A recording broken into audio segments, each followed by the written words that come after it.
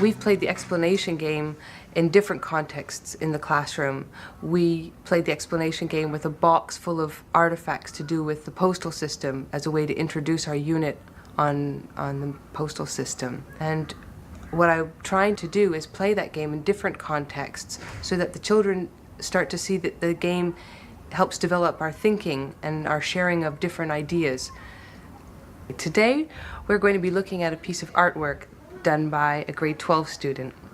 And I want them to really start to look at what's in a painting and to also think a little deeper, dig a little deeper about what they think a painting might be about or what it might be communicating to us. I'm curious to see what kinds of things the children will say. The piece of artwork is abstract, and it'll be curious to see what they come up with. This is the piece of artwork I told you I would bring to class that somebody in grade 12 painted. Whoa. Yeah, a high school student painted this painting. But before I turn around the painting, before you start to look at the painting, I want you to remember what the explanation game is. So we're going to talk about the things that we see in the painting. I want you to look carefully at the painting. Tell me what you do notice about the painting. And then you're going to guess and say why. So then you're going to try and tell me what you think the painting is about. And you tell me why you think that. All right, this is the painting that the high school student painted. Can you move your toes, Robert? Ooh, it's so big. Hey, how did you know that? You thought it was that, but it looks like Saddam. I'm going to get a pen so that I can write down things that you say. In case you say something that we might need to remember later, I'll put it down on the paper. I knew it was that. Okay, so tell me, what do you notice about the painting? What do you think it is? What do you see when you look at it? Fahad. I see the black dots. Okay, so you see black dots. They're not dots. Sophia. I see some gray, and the painting looks like a Dalmatian's skin. What makes you say that? Well, Dalmatians have dots, but these are a little bit lines. Well, my Dalmatian in China has some. Mars? It looks like they're animal going around. What makes you say that? I could see a lion running. Can you show me where you're looking on the painting? Animals. I see two animals. Hey. Okay, oh, I see what you mean. I see a crocodile. When they hear ideas that are shared by students, it inspires their own ideas. And it's like little sparks that sort of catch and move through the class or move through the students as they think. Nina? It looks like a zebra. What makes you say that? Because there's black and white. They look like Japanese words. What looks like Japanese words? Some looks like Japanese words. Like which one? What is it you're looking at that looks like Japanese words? Like that one. Mert, have you ever seen Japanese writing before? Yes. Yeah? Is that what it reminds you of? If I were to tell you that this had nothing to do with an animal, what else do you think it might be about? What other explanation could you come up with for this painting? Mert? I'm going to tell a funny thing. It's about running, I think. It's about running. Can you tell me more?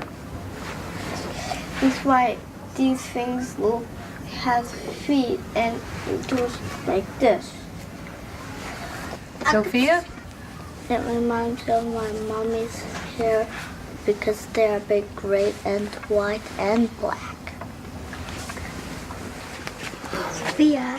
Any different ideas? Some of you said animals. Now we have the idea that it reminds Sophia of her mother's hair. Mert said it reminds him of people running. Milo. It has a lot of movement. How so? Can you explain to me? Tell me more. Some are different with those, and it looks like it's going quick. Okay. Sophia? It looks like a skipping painting. Why? What makes you say that? Well, the lines remind me of skipping and happiness. Why is that? I don't know, but that just came to my mind. Okay. I was really surprised by some of the children's responses, especially when they considered what it reminded them of. For example, Sophia saying that the picture reminded her of her mother's hair with the gray and the white and the black. So I wasn't surprised to get a lot of things like animal skin, or Dalmatians or zebras as comments for what they thought the painting was about. I was pleased to see Milo pick up on the fact that there was movement in the picture. And the more we do this routine in class, the more the children see this as a way of thinking, as a way of sharing information and sharing ideas together.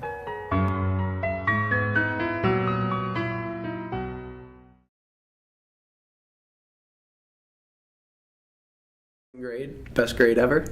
Couldn't imagine being anywhere else. Just seeing what it is that I think I already might be doing, and how it is I can tweak those and improve those. Because when we've talked about it with other staff members who have been through the training, we all kind of nod our heads and shake our heads and say, yeah, that sounds like something that we're already doing. And I'm just curious to see what is it exactly that we are doing that's already so good, and what more can we do to, really shift the culture of the kids and the thinking in our class. The biggest change would be the shift in their language. I now see them going throughout different, a lot of the language that they use maybe have stemmed from the routines that we've done in the class, but they've shifted into other aspects. I'll hear them, I noticed this about, here, I making a connection between this character in a story and what we're doing, and even in math, just different things that might be totally random to some people, but to them, they're seeing a connection. And just using that language has been big for this class, and it's something that I didn't have as much of last year. And it's I'm seeing, these things are really working, and the kids are picking up on it and doing really well with it. If you remember from last time, for our chalk, some of you thought we might need to name it Pencil Talk, since we're not using chalk. Aubrey, thank you. You know that today we're going to be popping into different centers. Like last time, I'm going to be with my timer. I don't have my watch today, so I'll grab one of my timers up here. I'm going to be only allowing a certain amount of time in each group. For the very beginning of it, this is going to be all up here for you.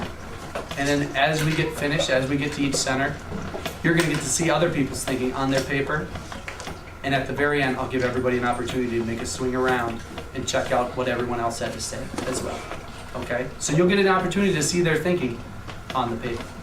I used to think that from last year, when we were getting some of the routines from teachers, that there were situations where the routines would really help out and be conducive to their learning. And as I've gone through the program, I started to realize that really it's not just asking good questions and doing the routines, it's tying it all together, giving students the opportunities to dig deeper, not doing the surface, give them a problem, solve it activities that some of them are used to. And I used to think, we want to drill, ask good questions and you can do it. And now that I've been through the cultures, I realize that I still ask good questions, but using these routines help me to ask those good questions, give them opportunities in different ways to answer those questions that I'm asking. The first unit of the year is called Different People, Different Lives. And the central idea for this unit is that empathy, tolerance, and respect are essential attitudes in a diverse world. So what we're doing with this unit is we're exploring issues of prejudice, discrimination, and stereotyping. As part of this unit, we read a book called The K. It's written by Theodore Taylor, and it's based in the Caribbean in 1940. Okay, so everybody, during this unit, we all read The K, yeah? Now, do you remember there was a moment in the story where Philip says to Timothy, we asked him this question, he says, Timothy, do you come from Africa? And Timothy says, I don't know anything about a place called Africa. I've been brought up here in the Caribbean. I've lived here my whole life. Now, at the time, there were a few of you who said that you knew about the slave trade, yeah? And how Africans have been brought from Africa over to the Caribbean to work as slaves, yeah, on the plantations in the Caribbean. Do you remember? And I thought that, but some of you weren't, didn't really seem to know so very much about the slave trade. So I thought it would be really good to read this book, okay? From Slave Ship to Freedom Road. So we're going to be exploring this book today, and maybe it will give us some more information about the slave trade so that we can better understand the slave trade. Yeah? I've chosen 2 routines today to use to explore the book. First of all, we're going to use the See, Think, Wonder routine. So I want them to focus, first of all, on looking at the painting. What can they see? What might be going on here? What's the big idea in the story, in the painting first? And then when they've done that, they can read the text. And then to make sense of the text, they'll use the sentence, phrase, word routine. So what I want you to do is today you're going to get a piece of paper like this. It's going to have a painting. It's going to have some text at the bottom. And what I want you to do first of all in your groups is just to focus on looking at the painting. Before you read anything, I want you to look really, really carefully at the picture. I want you to use the See, Think, Wonder in your conversation to look incredibly detailed at all the little details in the picture, yeah? Because the beauty of that routine is that it slows us down, yeah? And it helps to focus our attention on all the details that are in the painting. They're beautiful paintings and they tell their own story, really. So look at the paintings and ask each other, what can we see? What do we think's going on here? Does it bring up any questions in our minds? Are we wondering about anything? And then when you think you've really learnt a lot from the painting, then you can go to the text and you can read the text together. And to make sense of the text, we're going to use the sentence, phrase, word routine. Okay, now we have used this routine before. And this routine helps us to really capture what's most important in a piece of writing. Now with the sentence, what you're looking for is a sentence from the text that you think captures a big idea in this part of the story. And then you're going to look for a phrase. And it has to be a phrase which isn't in your original sentence. Okay? It's got to be a separate phrase. And you're choosing it because it tells you a little bit more about what's going on. And you also think it's important. Yeah? And then for the word, it's just one single word, a very strong word, something that for you feels significant. Okay. Now the idea is that when you choose the sentence, the phrase, and the word, just those small snippets from the whole text will be like a summary of the text. It's going to capture what's important in this part of the story. Yeah, Damon? So the word can be part of the phrase or the sentence? Yes, or it can be separate. Now what you're going to do is you're working in groups of 3. So I want you to write down what each of you have said. You need to also explain to each other why you've chosen the sentence, why you chose that phrase, and why you think that word is important. You're going to have that discussion together, okay? And then what we're going to do is we're going to come together again as a whole class, and you as a group are going to explain for that page what was your sentence, what was your phrase, what was your word. And that way, without reading the whole book, everybody will start to get an idea of what's going on at each part of the story. Okay, so we'll build the story together. We're missing so many students today because so many people have got flu. Yeah, okay. So the first group for page 1 will be Hannah, Lucas, and Amber. Okay, you take that one. There you go. Yeah. And the next group, page 2, Yui, Khan, and Sandro. It was clear to me that several of the children really didn't know anything about the slave trade. So I'm curious to see how they react to this story and how they're making connections between this story, what they've been reading in the K, and also the other activities that we've had during this unit as well. Maybe her hand is out. Oh, maybe she's the mother. She's mother. Yeah. And they're having a disagreement, so maybe he actually kind of. And they're all black. Yeah, they're all black people. Okay. And they don't look very happy, do they? They look really angry. Look at them. Yeah. Okay, so Looks like they've been in pain. a lot of real pain. And And they don't have any hair. No. Cut all the hair. It looks like they've been shaved. Maybe it's part of their uniform. And there are quite a few bodies in the water. There are 23 actually. So, And then some of the bodies are they look dead, so they look like they're not moving. Yeah, so it's like the waves get really big in the ocean Yeah. and they like bring you under, you hit your head on something. Yeah. And the ship looks quite big. Yeah, it looks Looks very big. I'm reading the second part of the chain, Timothy of the Chain, and it says that these ships, they look like really pretty on the outside, but like really bad on the inside. They're all men. look pretty strong. They don't look weak. Yeah, it looks like they have been taken away, and they also look like they regret for doing something. Especially this one. Yeah, maybe because if they're all men, maybe they had a family Families and children and wives they all left behind. If they've been imported somewhere. And maybe they're sad. Like, because most of them don't even have an expression. It's pretty, but there's lots of clouds. It looks maybe like there could be a storm. That's a weird shape for a ship. Like usually they're just pointed.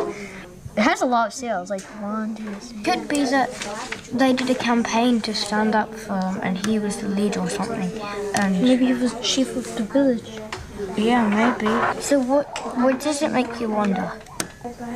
I wonder what's going to happen to them. They don't look like they're in the best conditions. Yeah, and it doesn't look like they've got a lot of money because of what they're wearing. Yeah. Probably a lot of money or not, they'd still get sent. I guess because of their skin. Yeah. Yeah, should we read the text now? God. And that can't be because this guy's walking against his own type. On his neck though. Yeah, I know, it's like you can choke. And it's always like, and then it goes to his hands, and then it's like on his ankles there. And if you pull, then you can choke. That part is really like violent, you know? Yeah, because it's some. They were just drops. Yeah. They weren't really put in the water.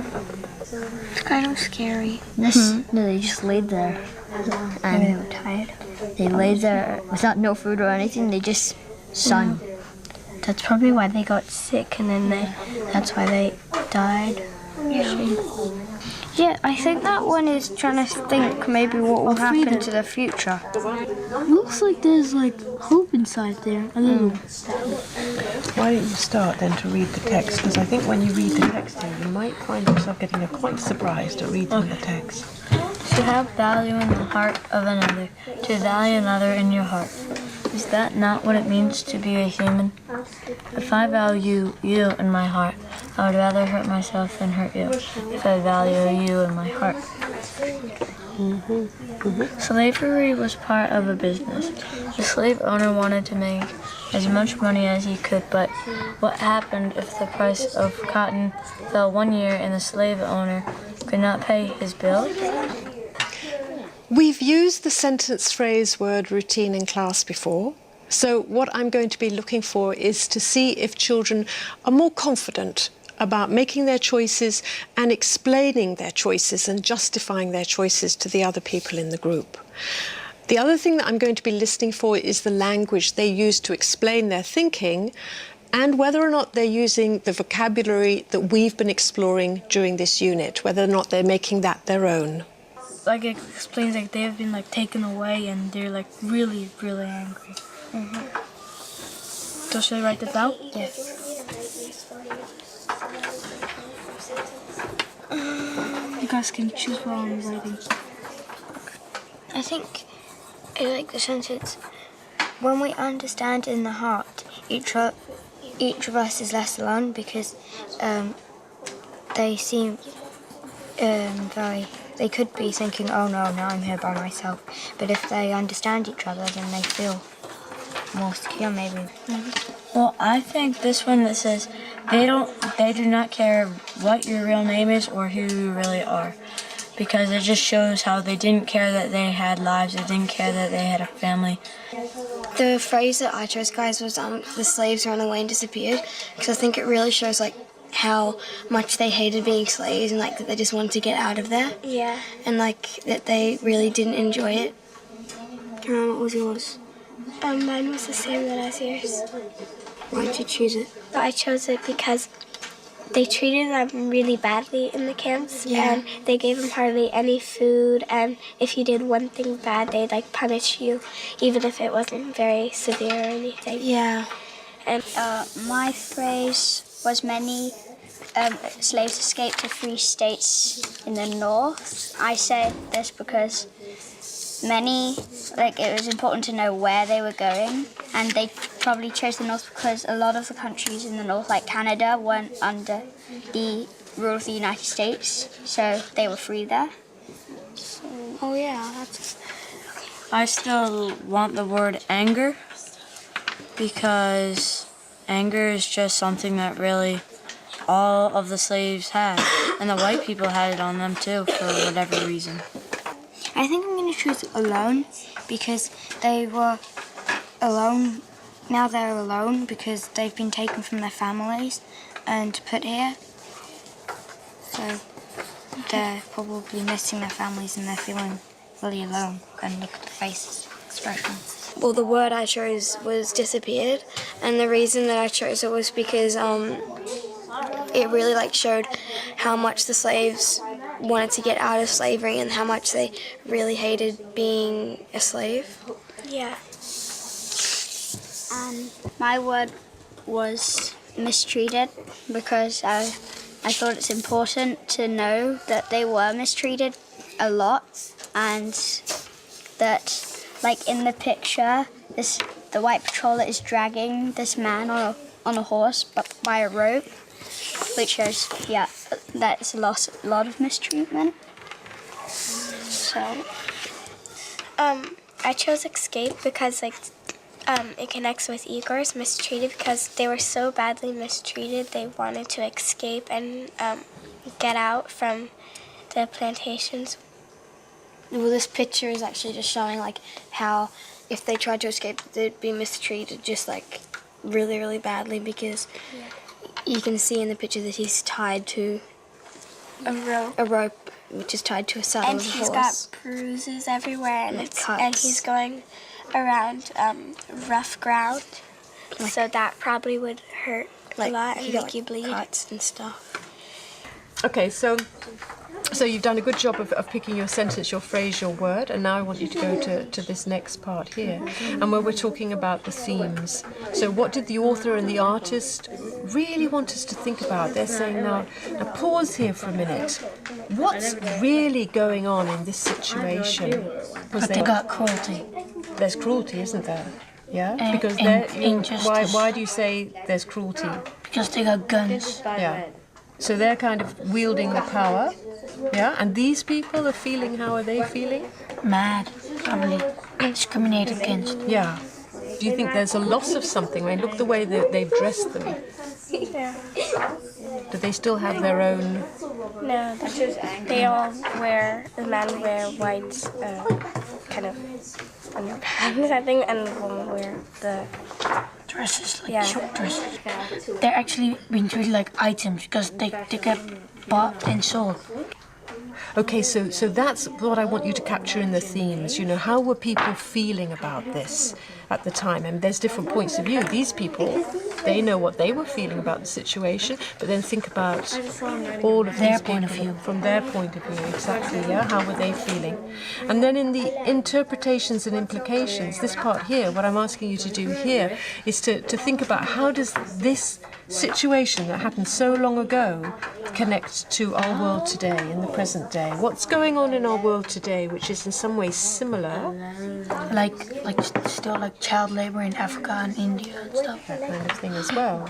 Yeah, so there's certain injustices still going on in the world today, aren't there? Okay, so think about what you're going to write down here, because you're going to share that with the rest of the group as well. Okay, so the whites have a lot of cruelty and there's a lot of injustice.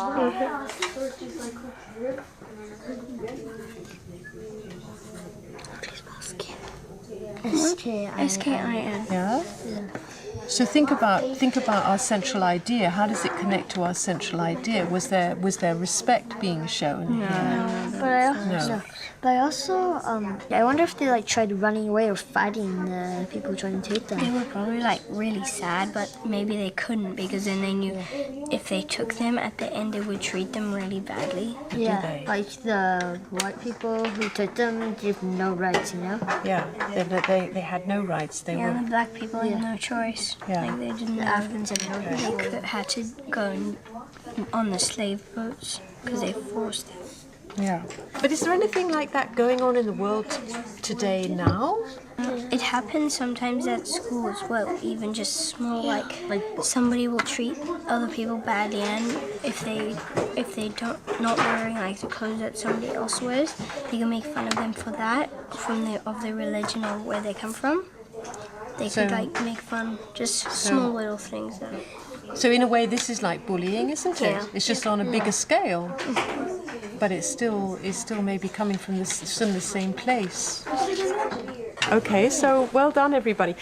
It's a fascinating book, don't you think? Yeah. Well, we're going to share it together. That's what we're going to do the next time we get together. Okay. We'll put the slides up on the projector over here, the pictures, the full-scale pictures, and then each group is going to take it in turns to explain their sentence, their phrase, and their word, their choices that they've made. And I'm going to document that down so we have a record of it, okay? And then slowly, page by page, we will build an understanding of the whole story. Okay, so look, you were looking at this stage. I think one of the things that I was delighted to see was how they were bringing in all of their background knowledge about the world and sharing that in their discussions. And I was so pleased to see how they were discussing really quite passionately, how they really had their point to make, and they felt sure about that. They were more confident to hold their own ground, to say what they felt and to justify it with evidence. And that growing confidence is something that I think I like to see. It's something that I'm trying to nurture within this culture of thinking in the classroom. So I'm very happy to see that.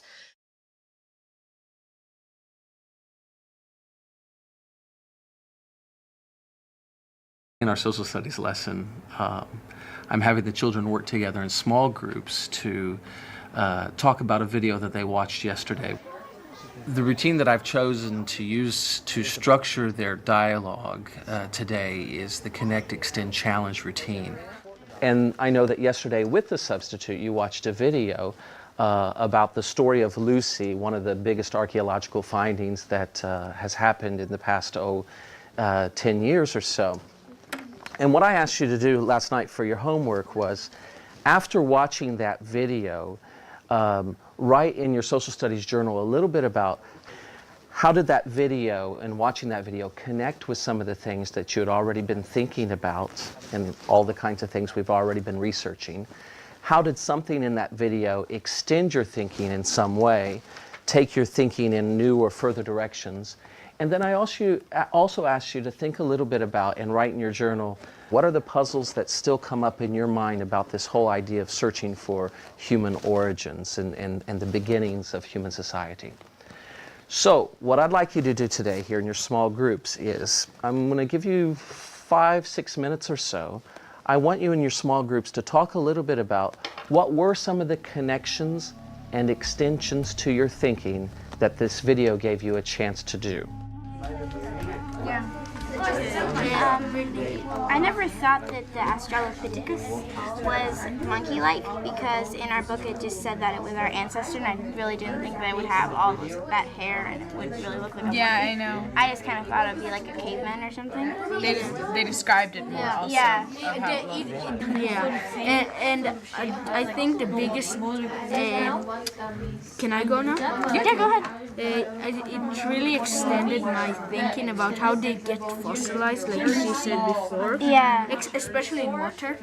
Again, as you said with the water, I mean, you would have thought that like making fossils would have to do with water. Yeah, I never thought about the water. Yeah, I know, because it's like a dry rock bone covered in rock. But it may be, I think it may be a little bit more similar to ape than human. And like you said, the biggest connection is that they walked upright. For the connection, I'm just reading about. I only knew that she was from the Australopithecus. And I'm writing about the fossilizing. And I will write about what should I write about? I'm very interested to see what kinds of responses that they say as far as how does this presentation of the information via a video, how does it extend their thinking. So I'm going to be looking for their responses there and seeing and trying to notice what the kids pick up on. And seeing if they are still inquisitive, are they still engaged in the puzzles of this entire study? I never realized that how different our knees were than from monkeys. I always thought that monkeys were kind of the same. I never realized that wouldn't be walk possible. kind of, yeah. I never thought about that. Yeah. The connection in monkeys is quite different. How the bones connect, that makes them bend. That's why it's like They can jump higher. And but it's harder. Like they said in the video, it's harder for them to walk. And the biggest advantage for humans and Lucy is is being able to carry with their. But the legs like supporting your upper leg. You just do your own. Yeah.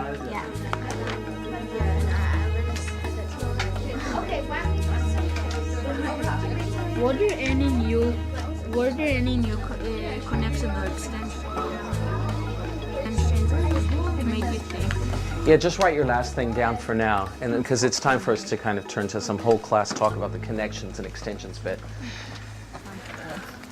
One of the reasons why I want you to write it down in such a way like this is these little sheets just give me a little bit of the highlight of what everybody at your table was thinking. I want to turn our focus or our discussion right now into a whole group kind of talk. But let's get a highlighted list. What were some things that really connected with what we've been thinking before? Wu Young? We learned that like early humans began to walk.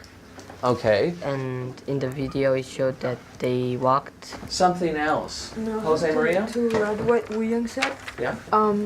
They also walked upright in open plains so that they could see like if they were under attack. Yeah. Okay. Because we heard in Walking with Beasts that they were usually like slow and they were like prey for many animals and stuff. Okay. So I'm capturing the whole idea, or this is a real big connection. Early humans began to walk. What were some other connections that came from your viewing of the video? Helen? The topography. And what about it? We thought that it might be more like what we saw in science class in the Walking with Beast movie. Okay. Some other highlights of connections. Some things that connected on. Something that connects to my thinking is that, like, I had this sort of idea that what something found can really change a whole view of what may have happened. Like the knee joint, for example, they found the knee joint, and that led them to like a whole new interpretation and investigation. A turning point. Yeah, it was like a turning point. Like how one thing could just change their whole story. Yeah, and it could stop many interpretations. Other ideas of connections. Neha? I read in the Message of Ancient Days that it was like that archaeologists have many ideas of of one piece of one fossil, and it said that, but it also said in the movie that archaeology is full of false trails. Okay, this whole idea that interpretations could be quite temporary then, depending on what we find. I want to turn our talk just for a few more minutes about these extensions. I mean, did you know everything that was in the video already? Or were there some things in that video that you thought, wow, that takes my thoughts in new or further, deeper directions? Can we have some examples of those? I kind of thought that they would be like, have humanly traits, have skin. But then in the movie I saw that they really did look like monkeys, except for they were standing up. And I had always thought that they would be more human-like. Okay. Jiho, you had an idea of maybe an extension. Where did it take your thinking? I sort of knew that they walked in 2 feet, but in the movie they put it as the great toe was connected to the other 4 toes. I didn't know, but once they found one of Lucy's bones, that it was so hard to find more of them. I thought you would see them more or less in the same area, but they had to go looking quite far away to find the rest of them. So the extension you're thinking is it's not as easy as just digging up and finding something. Yeah. That this could be somebody's life's work, years and years just to find one thing. Yeah. Well, at the beginning I thought that their brains got bigger before they started to stand up, but in the movie it said that they straightened their legs, then they got smarter. Yeah. So it was just the whole development of the brain, of walking, and kind of when what happened was something that was extended in your thinking by watching this particular presentation. Mm-hmm. I asked you to connect with ideas. I've asked you to think about how your ideas were extended or how your thinking was extended. Now I want you to think about the challenge or the puzzle in this whole topic just in general. I had, how do they know for sure that it's from a certain place? Because, like we learned before, that there are lots of movement in the earth, and something that could be on the top of a place and it could be moving down and then move up again. It could be moving all around, so we never really know exactly where it's from, do we? How do they know that it's our earliest ancestors? It may have been the oldest thing that they found, but do they have to label it as our earliest ancestor yet? Because how do they know that? I think that if we were ever related to them, how come those were so similar to monkeys, and we are so much, no offense to the monkeys, but we're more intelligent, so how come they say that the monkeys are our ancestors? Mm-hmm. We do have lots of resemblance to them, but that doesn't necessarily mean that we are connected to them, but finding Lucy kind of made the bridge between those gaps. And One thing that surprised me when the students were talking about what extended or what was extended in their thinking once they viewed the video was the fact that though archaeologists are finding these kinds of things all of the time, it's really just the one particular one that might change it all is quite a difficult thing, and I really felt the students picked up on that. I was quite pleased to hear one student pick up on the notion that interpretation is really quite tentative, based on evidence, based on what is found, and therefore one find really can change our whole perspective on the entire subject of how humans began.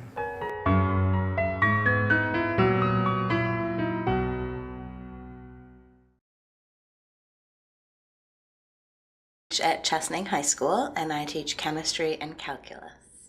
I feel that the teachers in my school are promoting a culture of learning, and then it's through the teachers that the kids learn that it's a culture of learning. I feel that it's really a top-down situation, and that you need, all of your leadership needs to be focused on learning so that your teachers are focused on learning, and then your kids are in turn focused on.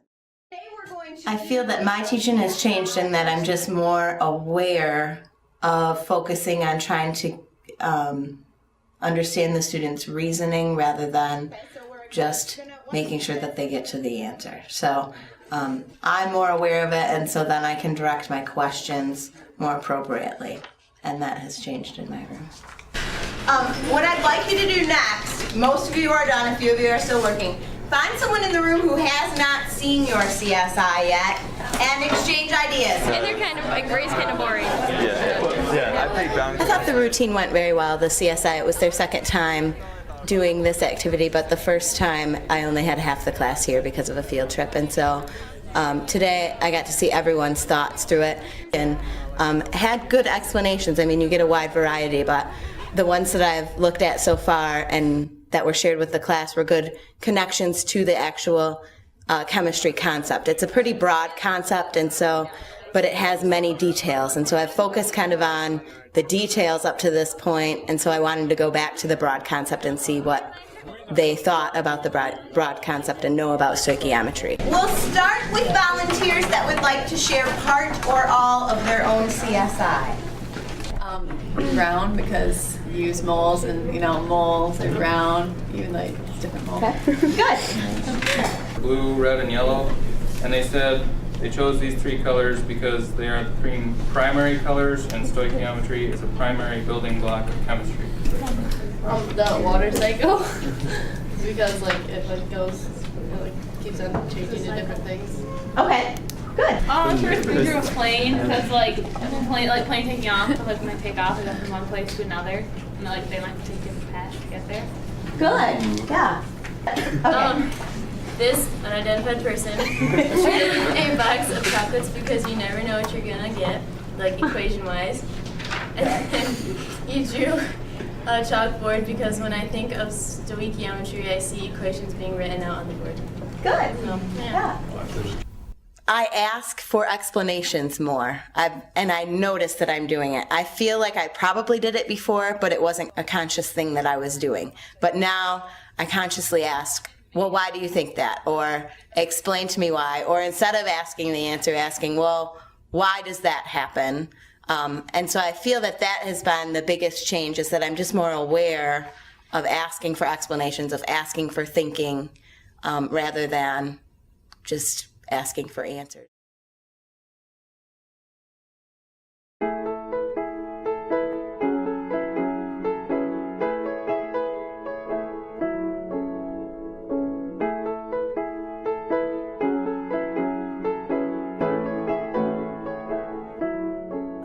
We're actually exploring In the Lake of the Woods by Tim O'Brien, and this is beautifully structured.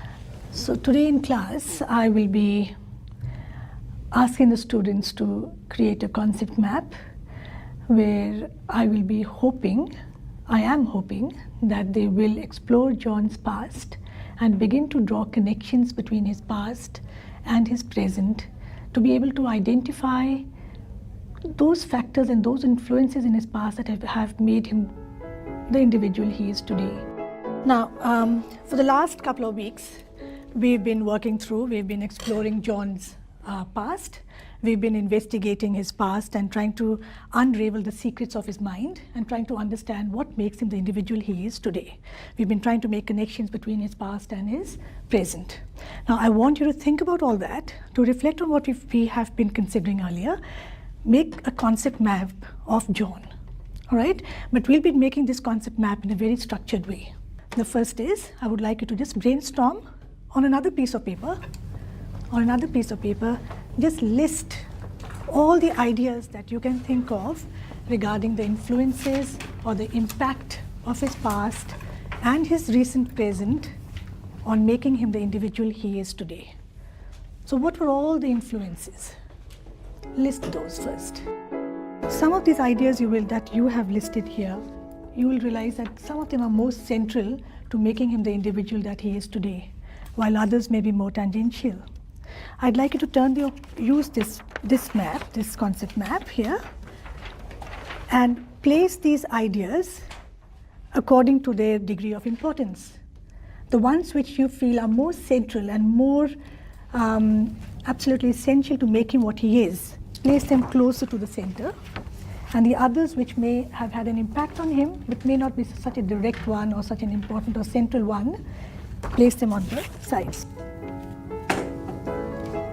Some ideas may lead to others. There may be some sort of a connection.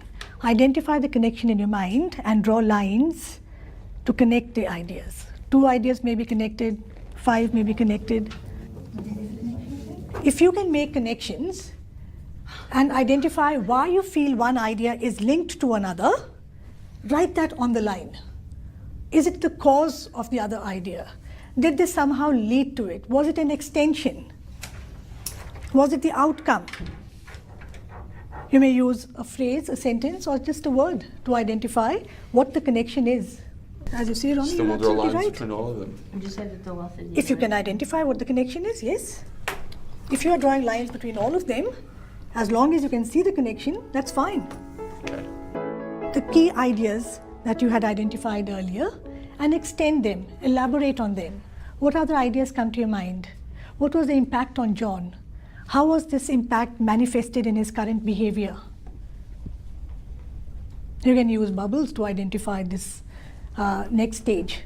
You may use a different color pen if you want.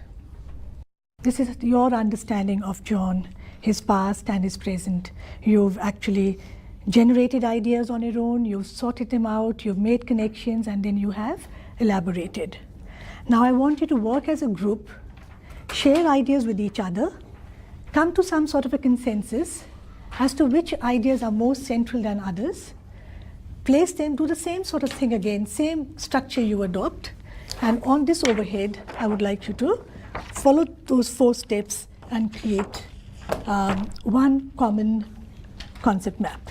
What we do is we put like Vietnam War can be like a title, and then we can put minor things under that's that. the main thing, and then from that We'll other put things come minor things as well. Yeah. And that's why we think of the main point first and then write it under that. Yeah. What do we want to do? Or just Major point and then minor points, and then we'll go into another major point. Just let's get the major points first, and then we'll elaborate. Magic. I think the election didn't have that big an effect. I think his father had a bigger effect than the election. Look more, we've finished with the father. No, it's just... His father had a bigger effect in the elections, that's why his father's closer. Yeah, so the election should be like there. And the election's blue. Started there. There? Yeah. Yeah. The magic's less than the election, no? No, the magic would No, be the more. magic would be more. So The magic and the father would magic be the exact great as same well. thing. Yeah, magic would be great as well. When I was walking around and just listening into the students' discussion, what I was looking for was which were the points that they were actually debating. Was there some point which made more sense to one student than the other? They are actually considering the advantages and disadvantages, or shall we say the more serious consequences of one over the other. And that's what I was listening for. Kathy's majorly close. No, I don't think so. Are you joking? Yeah, I don't think she's that close. She's really not that close. Didn't have an impact on his life? Okay. No, not there. No. Then we're not Put it gonna there. like... I put her with blue. I put her up here Why? in blue. Because there's room there and she's blue. Alright. But I think we should put because we'll need to do the line thing, so I think we should put it. Kathy's near the election. And No, magic. she has to do with the father as well, though. So let's just put it Not that here. low though. Right here. Higher. No, not high. Right Why? there, right where it is. Right where it is. Ron, relax. But Kathy has to do with the Vietnam. So Kathy's green. What about the Thun Yen or whatever it is? Yeah, That's part of the Vietnam. war. You can stem it off. What colour should I do it? Should I do it in green? No, that was pretty important. Red. Yeah. I'm gonna check the book. You can check your notes. But I will. Very good. And the fact that he killed 2 people would have an effect. So murders? Got it. It's that J. Not really Yeah, but murders, that's your they're in a notes. war. Okay, fine. Of course, I'll tell you the as well. book. Killing. One of them was definitely murder. Actually, no, they were both murders. Alright, so what colour? Red, black, and then red over it. 'Cause it's all Red. topic. For him, magic is that sort of twist of the hand that you don't see, and like A sorcerer never reveals their tricks, and that sort of like it's more manipulation of what you're seeing and the vision that you're seeing rather than the actual act of magic. Yeah, but what you're saying is right as well, that it may be a very indirect link. It may not be directly connected, but there is a connection, even though it is very, very... Yeah. So wait, we're writing that down. No. We're writing it Does down. that for magic and manipulation were the same thing for you? When I looked at the students and I listened in on their discussion, I realized that they were very comfortable in bringing forth their ideas. They were able to see the other person's point of view, but they were quite certain about why they felt the way they do. It also affected the selective memory. Very good, Ah. I'm very impressed. Thank you. Not really. What the hell are you talking about? Plus it did. Do I connect it to Kathy? Not really. No, just right. Explain. Selective memory affected the PTSD. No, not even. Not even. The selective memory he always had because he always had the blackboard Selective memory. memory links to Kathy to death or possible disappearance. Where do I put this red line? Down It's there. going up to Kathy. Thank you. I thought it went to Kathy. We told you it went to Kathy. Stop in the middle, stop there, and go selective memory in black. Put a box around it and then go up to Kathy. Relive situations in his head about his father coming out, him walking out into the backyard, and his father being like, "You want to go to the baseball or something?" And it was always just happy memories in his head, but the father was already dead. An ideal father as far as he was concerned. Yeah, in his head. Like he imagined going to the garage and tipping out the alcohol and stuff. Yeah. But that was after he's dead. That wasn't when he was alive. He imagined that. But wasn't the father nice except when he was drunk? No. No, what about the times he called him, jiggling? He was never, Wasn't in his that- father's eyes, he never was seen as perfect or good enough. Escape needs to be linked to something. What else? Linked to words. Escape. Escape has to do It with can be linked Kathy to as well. escape's linked to everything. It's I'd say linked. escape's linked to Escape's linked to Selective Vietnam. memory, the PTSD, and to Kathy And as to well. magic. Oh my god, this is way too much for me. I observed that a lot of you had contradictory opinions about, conflicting ideas about certain placements of ideas and the connections that were made. When you come up here to present, I'd like you to make sure that you focus on those so that those issues are raised and we can all explore that issue further. Are you ready to present? We'll be able to ask questions when the group Yes, presents. yes. You may ask questions indeed. The whole idea is to explore this issue. What we did is we made anything in red was had the biggest effect upon him, and anything in green was sort of in the middle, and anything in blue it had an effect, but it was minimal. And so we decided that the Vietnam War and those effects had the biggest impact on his life. And so there's Vietnam War and how do you say it? Ton Yen. Ton Yen. Without a G. Then the murders, how he committed murders against, he killed PFC Weatherby and he killed the guy with the hoe. And that would have had an effect on him because killing someone would, and that could have led to something like PTSD, post-traumatic stress disorder, which again links to things like Kathy. Any major ideas, any ideas that were contradictory? I mean, you seem to have a bit of a discussion about certain ideas, placing which idea where, or the connections. Can you just mention one or two that you differed on? You had different... The issues with his father, there was a bit of a dispute about how much of an effect they had. The proximity of where we're going to put Kathy as well. Some members of the group thought that Kathy should be closer, and some members thought that she should be further away. But the ones we had no debate about were Vietnam and magic, because they were really the two main themes in the book which affect the overall outcome of both of them disappearing, which is magic. 1 + 1 = 0. Good, well done. Any questions, people? They weren't really murders at Tuan Yen like the people, like they were accidents. The reason we were trying to decide whether we should say murders or killing, and we decided that it was murders because the two people he killed, one of them was in war, you can kill whoever you want and it's not considered murder necessarily. But what he did was, number one, he killed one of his soldiers, which would be murder if he got found out and trialed for it. And the other one was, what happened in Tuan Yen was considered murder because none of the people were VC soldiers or whatever. Vietcong. Yeah. This routine generate, sort, connect, and elaborate worked beautifully because although in the past we have made concept maps, they have made flowcharts, but we haven't really staggered the steps in this manner. The concept maps enabled me to see the links that the students are making, the connections they are making between the different things. It enabled me to see how they are elaborating and they are able to support their ideas with evidence.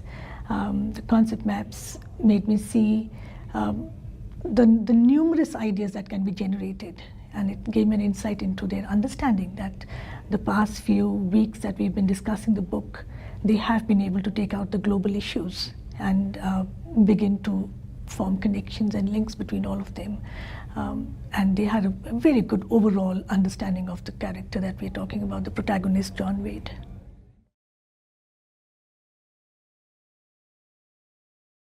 Today Russell is presenting, so thank you in anticipation. Naomi is our documenter, and we're going to get started by Russell introducing us to his work. Thank you. Okay, so the work that we're doing with the Year 7s at the moment is we're doing forensic science. In particular, we're looking at learning about different techniques in order to do forensic science. So they're learning what forensic science is, then they're learning a range of different skills to use, and then at the end of the activity they're going to be solving a crime within the class. And this unit goes for about 8 to 10 weeks. So we've gone through with the kids what forensic science is, and the first skill that we learned was fingerprinting, and we now moved on to the second skill, which is chromatography. So what I did for the kids is, the first thing I did is we did a little bit of a revision in the lesson as to what chromatography might be, after a little bit of discussion about it, just touching on it in bits and pieces. And then what I did for the kids is I gave them a download from the internet, which is, I gave them the sheet which is basically describes what chromatography is, and the ways of doing chromatography. So, and then I said to the kids, well, you know, on the internet, you can't always believe everything you read on the internet. So this might be true, this might not be true. And then I said to them, well, the beauty of science is that we get the opportunity to test these things, and then we can prove or disprove whether or not this is correct. So I gave them that information. So if you just want to have a read of that information.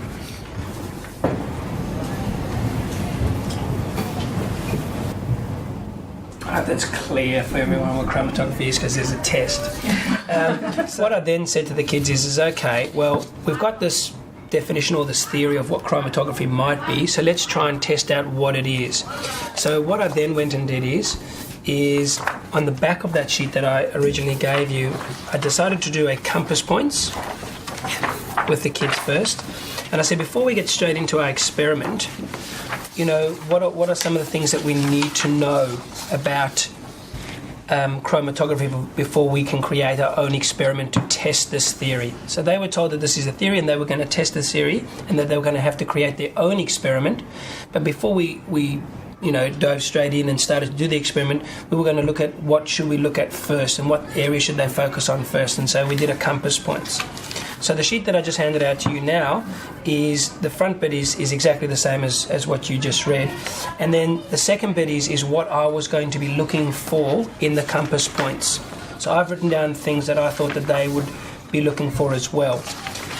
Then at the back is, I've photocopied for you their responses. So everyone should have a copy of all the compass points, and I've just selected about 6 or 7 of them from the kids.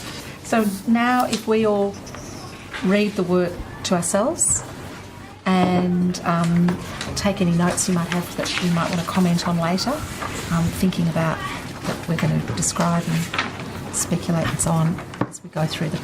Does anyone else have any questions to help you to understand what we're looking at? Okay, so now if we just spend a few minutes reading it.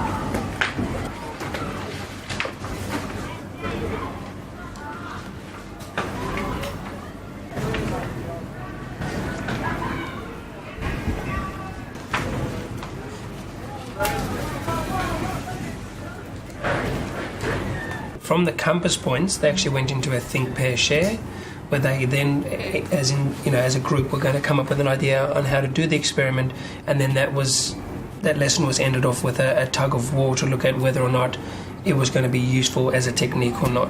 So that's how the lesson went. So let's now begin to talk about what we can see. What are the features of the work that we see before us? see that some children are very precise. They're drawing arrows to show exactly where they want their different thoughts to be. They're very precise. They've asked a lot of questions.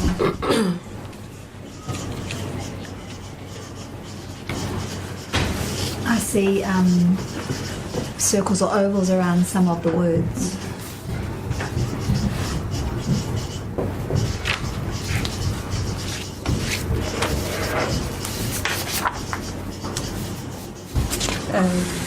Many of them used bullet points or asterisks to actually differentiate between the different points.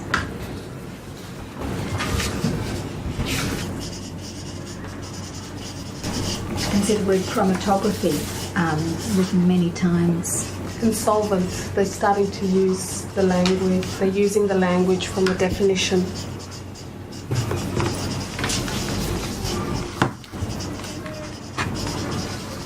You can see some misspellings, even of words that were correctly spelt in the information. Does misspelled have a double A? Yes. I see the word separates misspelt many times. An English teacher is coming to the fore. I can see a lot of what ifs.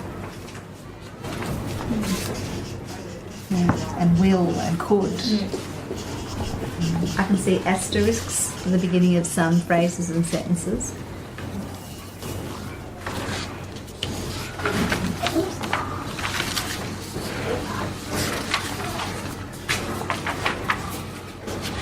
A few times there's been a reference to invisible ink. I see one name on the paper. See robbery and ransom and criminals mentioned numerous times.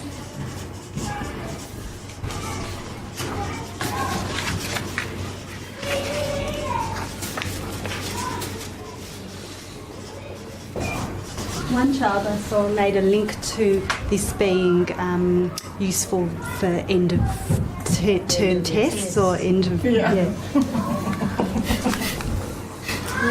one. Yeah. It was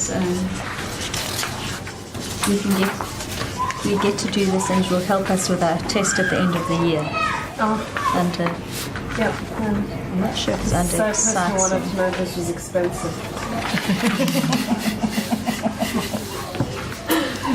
Someone's notice someone thinks they're one step closer to becoming forensic scientists. Many children seem to be concerned that it could be used to frame the wrong suspects.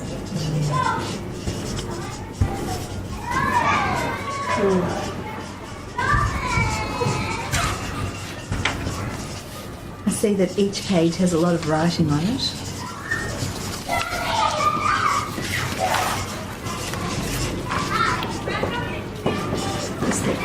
I see that each box has been commented on in all the compass points, except for one. But they're still commented on that aspect of it, it's just that they haven't written it right in the box.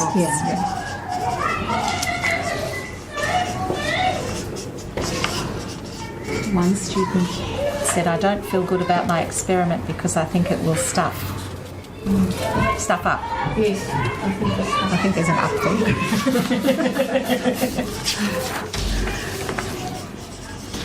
Some are writing in, I see some cursive script writing and some print.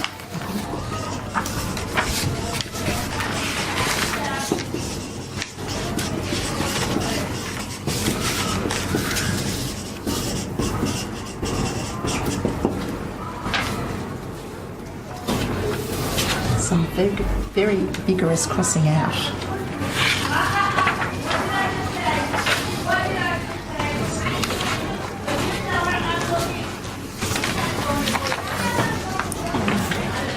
So perhaps perhaps now we can move on to speculating about our students' thinking. So, where do we see thinking, and what aspects of the work give us insight into thinking, into our students' thinking here?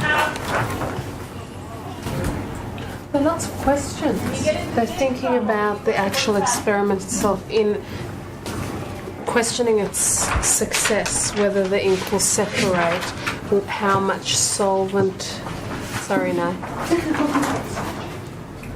There is, and lots of what if. So there's appears to be lots of attempt to anticipate what might come from doing this. And I think an attempt to understand, the what ifs, not only what will become, but to actually understand in their own minds what the process might show.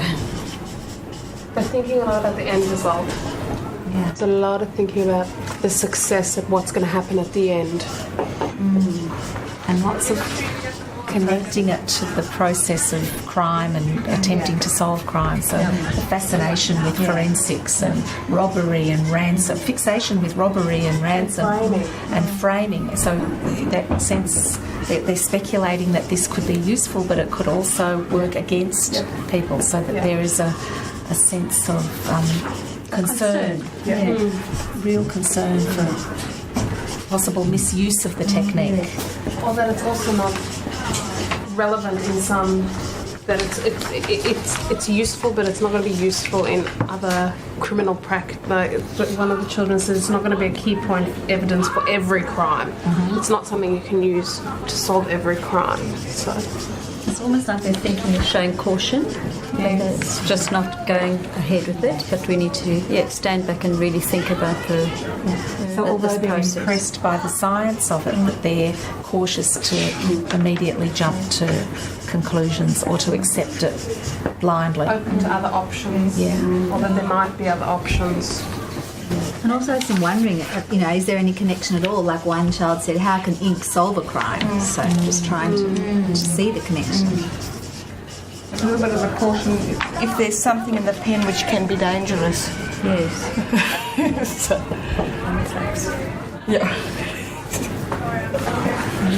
And as well as the wondering type questions like, will all ink separate? And there's also the procedural type questions, like one child wrote, how much of the solvent do we use? So there's the different types of questions too. And that concern about if it is a very expensive process, how practical is it? How useful is it in the real world? And could other things come out of it? So we've been speculating about students' thinking, and now we are going to consider what questions this work raises. Thinking about broad issues. This is the... Are we on to the next slide? Yeah, so what questions does this work? It's asking questions about the work. Well, I'm not sure if my question has to do with speculating or questions, but I'm wondering the age group of the children. As we said before, they do seem to have a certain caution, whereas I'm wondering if it was with younger children, if they would just go ad hoc, just go ahead with the experiment and just wanting to see it happen without actually approaching it with... I'm not sure if it's the age thing or because they had to do it with the compass points where they actually had to stop and think, think with caution, put it that way. So maybe it was actually the compass points that... Did the retriever worries have any bearing on their approach to the experiment? I'd be interested to know whether there are gender differences in the way this material was handled, whether the boys or the girls were more or less interested,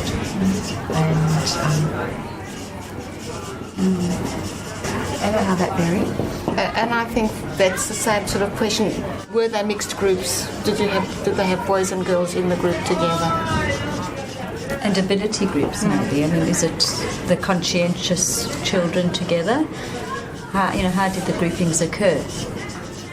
I'm interested in something you mentioned before, Corin, about the language, how the children were quickly using the word solvents and chromatography.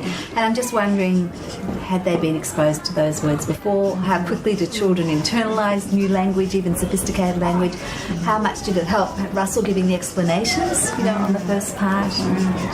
Just the uptake of new language interests me there. Smooth transition to writing. I was also wondering, because there's so much outside their world on television and in movies and books that they read, how much of that, what is chromatography, something they were already familiar with? Was this something that wasn't such a new concept to them? Yeah, how much the media actually impacts on their... I know the connection I made straight away with it, so... They make drawing those connections as well through television and film and books. They could do it on maybe too. Was the compass points enough for them to... Were they familiar with the routine, or was that they were able to understand the layout of the compass points? So are you saying, had they been exposed to the routine of the compass points before? Or I wonder maybe if so that it came slipped. Was this the first time they'd done this routine? I wonder what sort of context, the fact that they did raise the issue of robbery and ransom and forensic science, so whether they had been given some background to that. And just as Janice said, regarding their connection to those ideas from television and movies and so on, whether they related it to specific cases or not. I'm wondering if they'll have the opportunity to test all their different theories, like what happens if they work with pencil, or do different brands or types of textures have different results, or different solvents and those sorts of things. Even some of them talked about the thickness of the pens, so having that idea. Whether they be able to check out whether there's another possible colour that could appear, whether they can actually fiddle with all those. Find out themselves.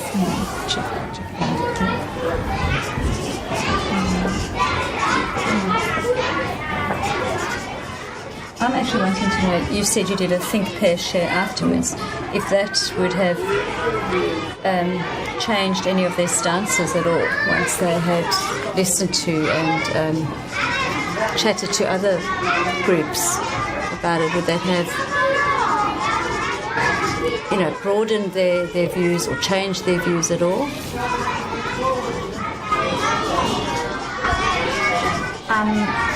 It's maybe more connected to looking at the thinking, but when they're talking about experiment can't always be perfect, or something bad can happen during the experiment, how they're connecting to past experiences.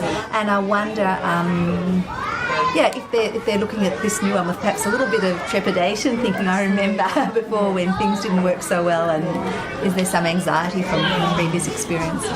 Because there does seem to be quite a bit of anxiety about what if it doesn't work. Yeah, things can go. What if my experiment stuffs up, like you said? I mean, if someone said, I don't feel good about my experiment. So... Which is interesting since they haven't actually done the experiment. Yeah, maybe that child felt unconfident with the whole... the whole thing. And whether they'll get to actually answer lots of these questions. There are so many questions that they raised. How many of them will... I just wonder what their past experiences have been, that they're sort of having this anxiety. But also, that they've been given the opportunity to voice their worries as such, whereas, I suppose if Russell hadn't done this routine, we would never have you would never have got to hear about what their concerns could have been. It was, come on, we're moving on to the next thing. So... I'm not sure if this is the right spot for it, but what's interesting is they've got all the questions about the end result, but when you think about what you need to know about an experiment, what do you need to have is something that I didn't really pick up, like just the equipment that you need to use, and I can remember seeing you when you did an experiment with us last year, when you have that formula for an experiment, and there's no, and that I don't know if that's because they're still new to scientific experiments, but they have, except for how much solvent, there's very little mention of what you actually need to make the experiment happen. Is year 7 the first time they come into the lab? That's, I know you can't answer now. just speaking out loud. Just throwing it into the wind, and if somebody happens to answer. Well, I must say, oh, look this way, Karen, I don't know. we took the year 3s to the lab for a brief. Russell spoke to the year 3s last year, so. But I don't think it's something that they're familiar with. It might be a once or twice a year visit, but I don't think it's certainly not more than that in previous years. We're starting to lead into the implications for teacher, and certainly in a sense we've started, some of our questions raise possibilities for where to take it next. So where might this go further?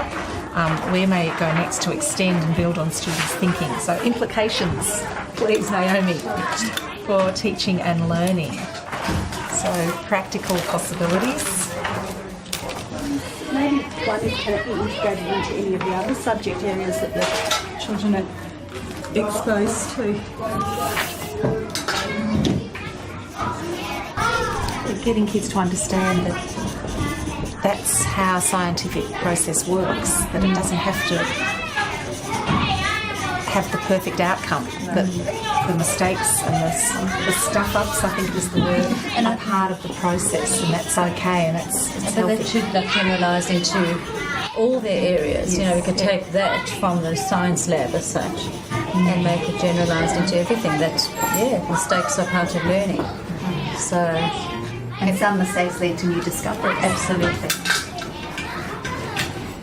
And that can come across the board too, because by showing them that you already know that you can make mistakes and it's good to be a risk taker and try new things, it's the same with science. So it's taking it from the other side.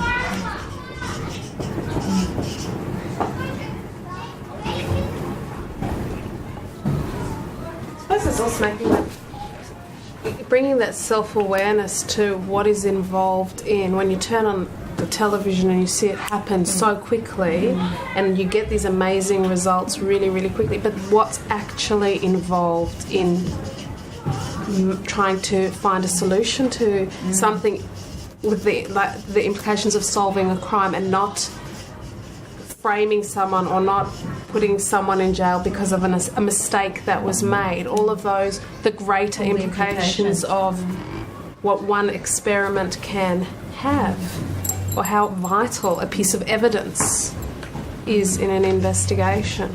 Yes, it really raises the issues of validity and reliability. And it goes into moral, like ethics and all of this. It heads into law and heading into other subjects that you could be studying, novels in English.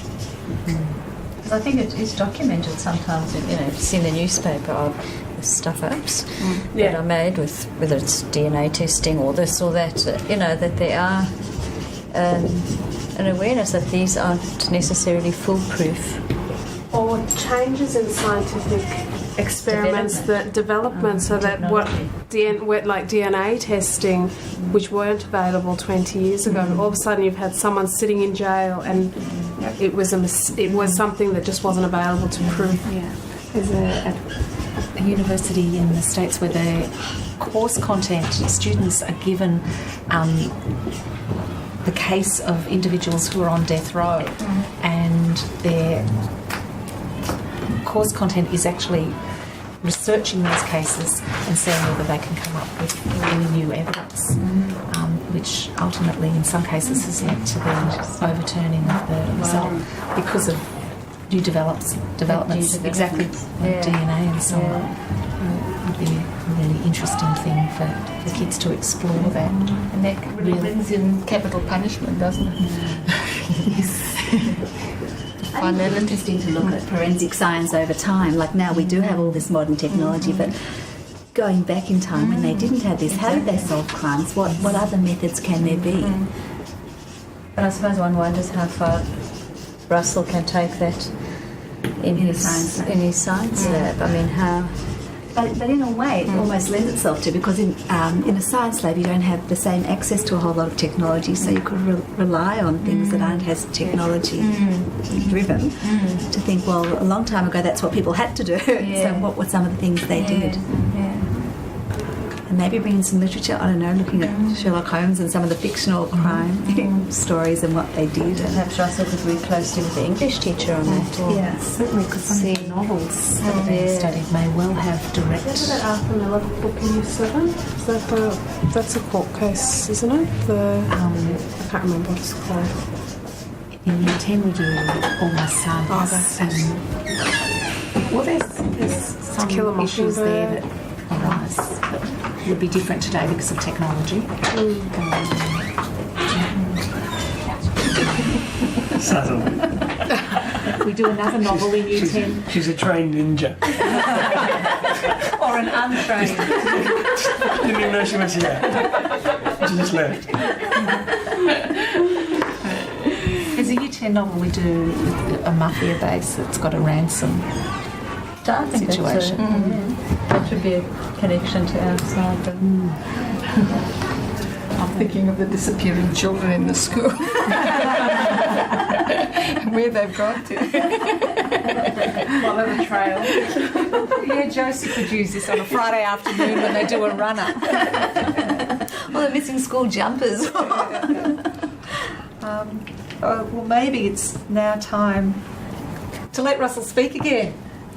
And you can, what you've gained from listening to our discussion, remaining silent, presenting teacher response. Just to go through some of the points that were picked up throughout the 4 different areas that we went through. The students do, I'll start with Corin, the students do come up now and again to the labs where they do a few experiments in the labs. They get to use various equipments within the labs, but we don't really spend a lot of time telling them the exact names of the equipment that they use. We might mention, you'll need a beaker, but we don't go in as to why it's called a beaker and its uses and things like that. So all the equipment will be there. So even though they're using the equipment, they're not really have an understanding as to what it is that they're using. A lot of the words that they saw within the text that I gave them, they'd never seen before. They actually don't discuss chemistry and that kind of things till term 3. So solvents and soluble, that they never would have seen. And I was actually also quite interested to see that they'd used that terminology in their write-up. So they'd obviously believe that they know the meaning and understand the meaning enough to use it when they're doing their write-up. What made this interesting with their cautiousness, so we say, was the fact that they had no idea what chromatography was. We just touched on it saying that it is something that separates ink, and then they were given that sheet that you got right at the very start. So they had no idea how it was going to be done. You know, it could have involved huge, massive machines that people had to put things in. They just had no idea. And then after reading that and learning about the pens, they were then, had to come up with an idea on how they were going to do their experiment, which is why I guess they were a little bit cautious, because they just didn't have an idea what they were going to deal with. And I've actually got some of their ideas that they came up with in order to do the chromatography. So you can have a look at that if you want to. With regards to integrated in other areas, I do know that the English department, Josie in particular, does do novels, mystery novels and things like that, like Sherlock Holmes. Like I think they do The Hound of the Baskervilles, and they actually do a unit as well where they write murder mysteries and things like that. So it does work and tie nicely with the English area. With regards to the worry of safety and things like that, they learn that in Year 6 just before they come up to Year 7. They do a safety in the laboratory. So before they're allowed to come in Year 7, and they have to do a safety in the laboratory. So they will have done that right at the very end of term 4 before they come in. So that might be why it's still fresh in their minds, and that's maybe why they're throwing a bit of caution to the wind. Media developments in terms of how technology has changed and things like that, we do look at whether things are still useful and their usefulness in forensic science. And it was interesting that somebody mentioned the point that, I think it was you, Corin, where you said, would there stance have changed after they spoke to someone in the Think, Pair, Share, because during the compass points they had to say their own individual stance, what they thought about chromatography, and then they did the Think, Pair, Share, and then to finish off they did a tug of war on how reliable they thought chromatography was to a forensic tool. And if I remember correctly, only one person stood in the reliable stage. The other 3/4 stayed in the unreliable, and there was a couple that were still undecided because they believed that there was a use if you happened to correctly find the pen and find the note. So it was interesting that there's a possibility that during the Think, Pair, Share they could have changed their idea. Yeah.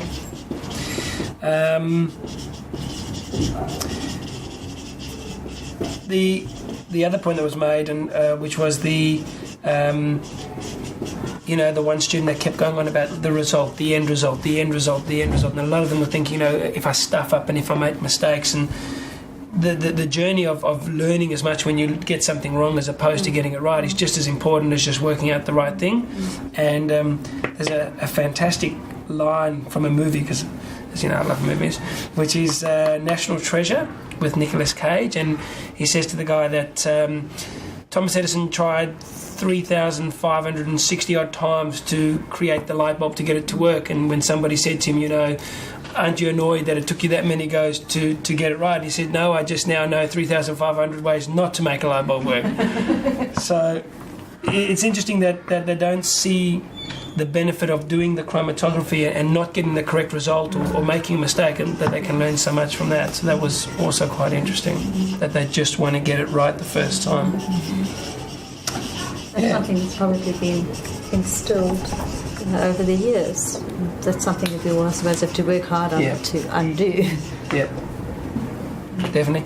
But I was glad to see that they wrote bits and pieces in there that there were things that excited them about learning about chromatography, and they didn't just feel as if it was something that they were forced to do, which I was glad to see. So They certainly seem to make it relevant to the world and to things that they are familiar with. We have looked at other areas, because chromatography is an area that people were a bit worried that it was going to become stagnant and wasn't going to be able to use nowadays, because it's so easy, and that's what the kids picked up on, like what happens if they write with a pencil. Yes, kids were talking about what happens if it's written on computer paper. And I think it was me or one of the other students said, they even cut out newspaper letters now to use as ransom notes. Where does chromatography come in? And we look at how technology has changed, and they now use chromatography to look at drugs such as like ecstasy and see what's inside it, so they can get patterns of the different types of drugs that are found, and they use it for analysis of the types of drugs. Yeah. Well, that's making it relevant. That's very interesting. So we're talking this morning about ecstasy versus fantasy. Okay. So that's that. So I think it's time now to reflect on the protocol. And how did this process go, and reflect our observations. You did a great job, considering the fact we haven't done a protocol for such a long time. We followed it. I think we're all so rusty that we were much better behaved than usual. Exactly. Yeah. Well, I couldn't speak, that's why. Well, it's good to have you there. Yeah. So improvements and changes since the last time we used the protocol. We've forgotten. It's been a while. So suggestions for next time. But you just slip back into it, don't you? We do actually. Yeah. I must say it felt so much easier doing the protocol now and compared to when we first started. But that's already. But I always think it's 20 months ago or something. It's a long time. Wow. I think it's my slowness. I just feel that this is just worked very well. It worked very well to actually take it step by step. Made sense. We stayed on task most of the time as well. Because the noisy, disruptive people weren't here.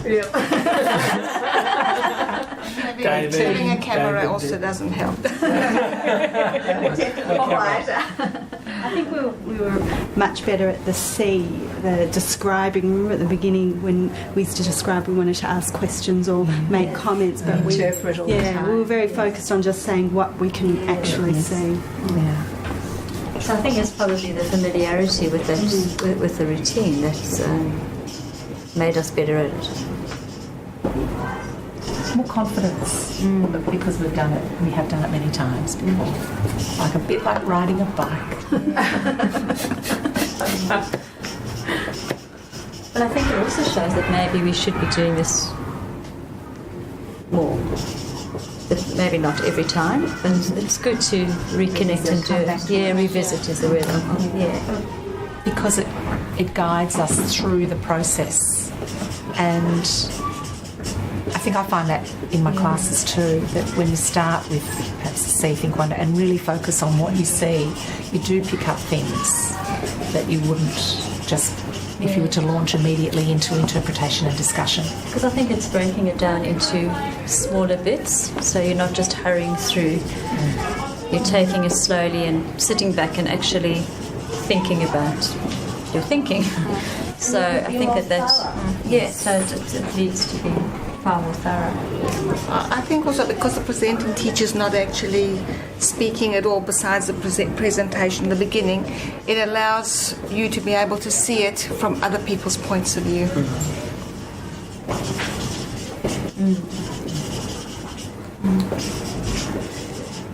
But it's that slowing down, I think, that... I also think that because we go through the process of describing and speculating, it helps us then to be more focused on, well, where should we go from here? Really looking at what the children know and then how to take their understandings further rather than planning the unit ahead from beginning to end.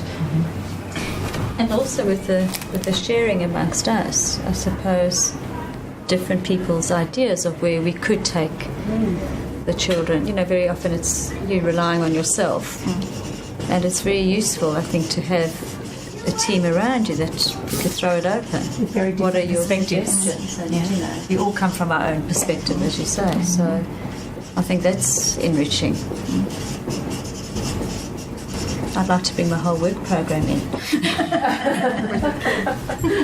Can I go after you? But that's always what we've enjoyed the most of, or what we've got the most out of these sessions. When we bring in, that's right, when we bring in our unit and help each other with where we can go further. Thank you so much. No, Thank you, that was great. Thank you, Naomi. Thank you, Sharon. Thank you, Sharon.